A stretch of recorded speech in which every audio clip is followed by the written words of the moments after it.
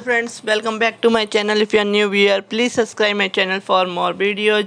आज हम बात कर रहे हैं कि सुप्रीम कोर्ट ने केंद्र से पूछा कि क्या ड्राइविंग लाइसेंस देने की व्यवस्था जारी करने के लिए कानून में बदलाव जरूरी है।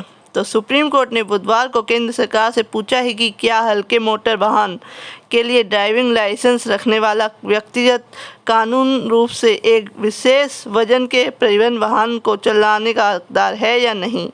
इस कानूनी सवाल पर कानून में बदलाव की आवश्यकता है, यह देखते हुए कि ये लाखों लोगों की आजीविका को प्रभावित करने वाले नीतिगत मुद्दे हैं। मुख्य न्यायाधीश डी.वाई. चंद्रचूड़ की अध्यक्षता वाली 5 न्यायाधीशों की संविधान पीठ ने कहा कि सरकार को इन मामले पर नए सिरे से विचार करने की जरूरत है। साथ ही इस बात पर जोर दिया गया कि इस पर विचार करने की जरूरत है कि नीतिगत स्तर पर शीर्ष अदालत ने केंद्र से कहा कि वह 2 महीने के भीतर इस प्रक्रिया को पूरा करे और इस पर निर्णय से उसे अवगत कराए। इसमें कहा गया है कि कानून की किसी भी व्याख्या में सड़क सुरक्षा और सार्वजनिक परिवहन के अन्य उपयोगकर्ताओं की सुरक्षा की वैध चिंताओं को ध्यान में रखा जाना चाहिए। शीर्ष अदालत ने पहले इस कानूनी सवाल से निपटने के लिए अटॉर्नी जनरल आर वेंकटमणि की सहायता मांगी थी कि क्या हल्के मोटर वाहन के लिए ड्राइविंग लाइसेंस रखने वाला व्यक्ति कानूनी रूप से एक विशेष वजन के परिवहन वाहन को चलाने का हकदार है। संविधान पीठ ने कहा था कि सड़क परिवहन और राज्य मार्ग मंत्रालय की स्थिति जानना आवश्यक होगा, क्योंकि यह तर्क दिया गया था कि Mukund Dewangan Ram oriental association company limited के मामले में शीर्ष अदालत के 2017 के फैसले को केंद्र ने स्वीकार कर लिया था और नियमों में संशोधन किया था। उन्हें निर्णय के साथ संरेखित करें। मुकुंद देवांगन मामले में शीर्ष अदालत की 3 न्यायाधीशों की पीठ ने माना था कि परिवहन वाहन जिनका कुल वजन 7,500 किलोग्राम से अधिक नहीं है को LMB की परिभाषा से बाहर नहीं रखा गया है। देश भर में लाखों ड्राइवर हो सकते हैं जो देवांगन के फैसले के आधार पर काम कर रहे हैं। यह कोई संवैधानिक मुद्दा नहीं है, यह पूरी तरह से एक वैधानिक मुद्दा है।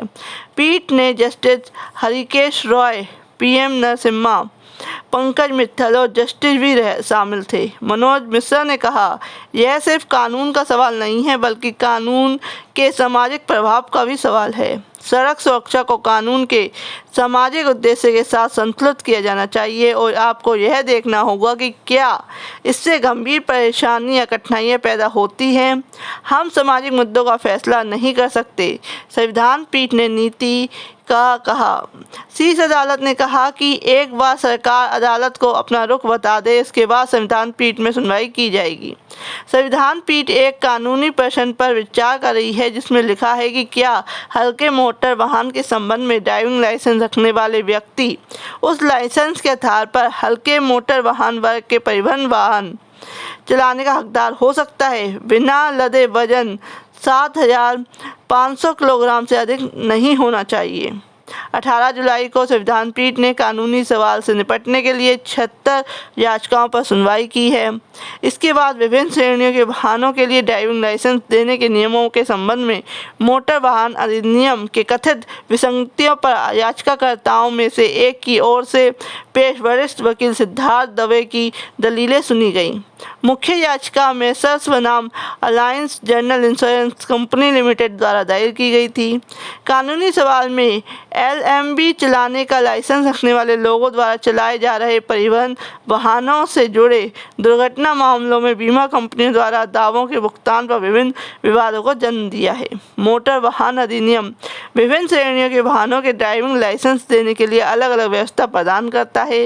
इस मामले को 8 मार्च 2022 को सेवानिवृत्त न्यायमूर्ति UU ललित की अध्यक्षता वाली 3 न्यायाधीशों की पीठ ने बड़ी पीठ के पास भेजा था। यह कहा गया है कि मुकुंद देवांगन फैसले में शीर्ष अदालत द्वारा कानून के कुछ प्रावधानों पर ध्यान नहीं दिया गया था और संबंधित विवाद पर फिर से विचार करने की जरूरत है।